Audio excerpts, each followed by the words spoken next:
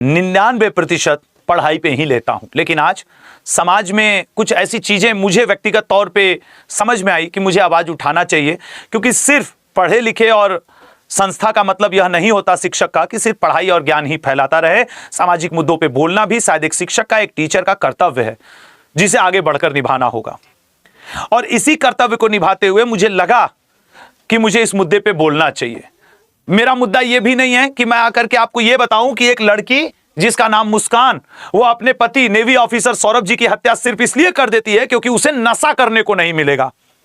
इसके तथाकथित दोस्त साहिल नाम के दोस्त को यह पता चलता है कि 6 महीने की छुट्टी पे नेवी ऑफिसर सौरभ घर आ रहा है, तो इसको और इसके दोस्त को, मुस्कान नाम की ये कन्या लड़की को, और उसको नशा करने को नहीं मिलेगा, इसलिए इसको काट दो और मूवी देख करके डिब्बे में भर दो सीमेंट सहित। यह नशा की स्थिति है भारत में, यह लत है भारत में नशे का। आप किसी भी चीज के बेस में जाइए, ये दोनों लोग, ये जो आप देख रहे होंगे, जहां तक ये जयपुर के, मुझको लिखना पड़ा, मुझे याद थोड़ी है, ये जयपुर के धन्नालाल सैनी और गोपाली, धन्नालाल, ये गोपाली नाम की महिला और धन्नालाल सैनी पति पत्नी थे।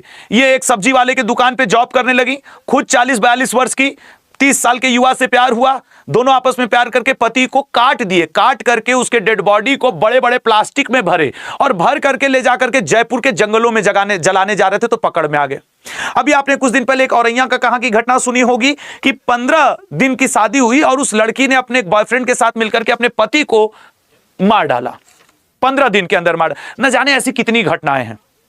इनको रोकना हमारा आपका काम है, कैसे? जागरूकता फैला करके। लेकिन जागरूकता फैलेगी कैसे? मुद्दा यह करता है, आप जरा सोचिएगा, इस इतने संवेदनशील केस में उस पराकाष्ठा को, दर्द की समझिएगा कि सौरभ जी की 6 वर्ष की कन्या बेटी यह कह रही है कि पापा ड्रम में है। एक संजीदा इंसान सोच करके रो देगा, और मेम्स बनाने वाले ड्रम और फ्रिज रख करके मेम्स बना रहे हैं, ह्यूमर और हंसी क्रिएट कर रहे हैं। क्या समाज में हंसी और मजाक के लिए कंटेंट इतना कम पड़ गया है कि आपको इस स्तर पे गिरना पड़ रहा है कि आप किसी के मृत्यु का भी मेम्स बना रहे हैं? गलत है सर, सोचिएगा इसको। हम समाज को किस दिशा में लेके जा रहे हैं, सोचना पड़ेगा। और इन लोग जैसे लोग जो नशे के चक्कर में परिवार बिखेर दे रहे हैं, और परिवार की छोड़िए, ये हर उस अनमैरिड, मैरिड, सेमी मैरिड, मतलब वो लिव इन वाले, इन सब की कहानी है। मैं यह नहीं कहता कि मैं इनको रुकवाने में कामयाब हो जाऊंगा, लेकिन मैं यह जरूर मानता हूं कि अगर हमारी आपकी मानवता हृदय में जगी रहेगी ना, तो इस तरीके की घटना करने से पहले लोग 10 बार सोचेंगे। अगर आप उस मीम्स को ही नहीं देखेंगे जिसमें इस तरीके के ड्रम को प्रयोग किया जा रहा है, फ्रिज को प्रयोग किया जा रहा है, हंसी मजाक बनाया जा रहा है, तो ऐसे कंटेंट को बढ़ावा कहां से मिलेगा? और मैं आपके छोटे भाई या दोस्त के तौर पे जो इस तरीके के कंटेंट या मेम्स बना रहे हैं सर, आपसे भी कहूंगा सर, ये बहुत दुर्भाग्यपूर्ण है कि हम लोग मानवता से एक कदम पीछे हट गए हैं। आप उस 6 साल की बच्ची की स्थिति सोचिए जो पिताजी को कह रही है कि मेरे पापा इस ड्रम में हैं। यह अत्यंत दुखद है, और उस पे आप मीम्स बना दे रहे हो, वो फेसबुक, इंस्टा पे चला जा रहा है। कैसे? How it is possible? ये कैसे संभव है? ये मैं एक एजुकेशनल प्लेटफॉर्म पे हूं, मेरा पढ़ाना काम है। मैं द 10 मिनट शो में आप उठा के देखिएगा, मैं सिर्फ जीएस रिलेटेड कंटेंट देता हूं। लेकिन मुझे मेरी आत्मा ने कहा कि नहीं यार, ये गलत हो रहा है। मुझे उस 6 साल की बच्ची के लिए बुरा लगा, इसलिए मुझे ये वीडियो बनानी पड़ी। अन्यथा मैं भी इस तरीके का इसीलिए मैंने इसका कोई एक्सप्लेनेशन नहीं लिया, कुछ नहीं लिया। मुझे कोई कांड बताना ही नहीं है, दुनिया जान रही है इस कांड को। मुझे जिस मुद्दे पे दुख है वो ये है, मीम्स मत बनाइए सर। हजारों अनगिनत मुद्दे बने हैं मीम्स के लिए। आज वो बच्ची 6 साल की है, कल को बड़ी होगी और वही मीम्स उसके सामने घूम के आएगा, उसके दिल पे क्या गुजरेगा? मैंने इसलिए लिखा कि मानवता कितनी बार शर्मसार होगी, एक बार इस हत्या के समय या फिर इस पे बन रहे मीम्स के समय।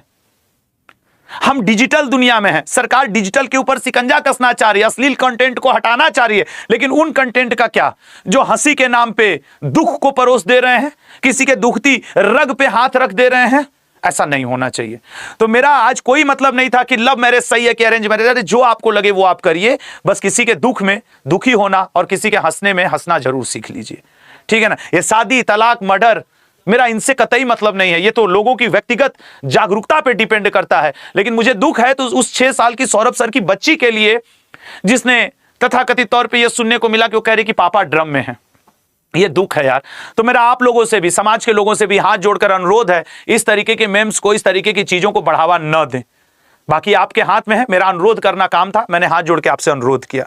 जय हिंद, जय भारत। अगर मेरी आपको बात सच लगी हो, सही लगी हो, तो बस यही कहूंगा कि इस तरीके के और भी चीजों पे मैं बात करता रहता हूं। चैनल को सब्सक्राइब करिएगा ताकि हम आप जुड़ सकें और अन्य सामाजिक मुद्दों पे भी बात कर सकें। इसलिए नहीं कि इस बार चैनल सब्सक्राइब इसलिए होगा कि गुरुजी को सब्सक्राइब, नहीं यार, हर सामाजिक मुद्दे को उठाना चाहिए। और फिर एक बार वापस आता हूं अपने खुद के जॉब प्रोफाइल पे। भैया जो हमारे छात्र हैं, एमटीएस की आज फाइनल आंसर की भी आ गई है, उसका इवेंट का लिंक लगा हुआ है, आप क्लिक करके 2 मिनट के लिए आ जाएं। मैं आपको बता दूं कि जो एमटीएस 2024 का भी एग्जाम हुआ था, उसका रिस्पॉन्स शीट आपके आंसर की के साथ आ चुका है, भारत सरकार ने जारी कर दिया है। उसको देखते हैं कि क्या है रिस्पॉन्स शीट और कैसा रहेगा, ठीक है ना। जय हिंद, जय भारत। अगर मेरी बात किसी को व्यक्तिगत तौर पर बुरी लगी हो तो क्षमा करिएगा, लेकिन प्लीज ये मीम्स और गंदे कंटेंट बनाना बंद कर दीजिए। आपके छोटे भाई के तौर पर, भाई के तौर पर आपसे रिक्वेस्ट है।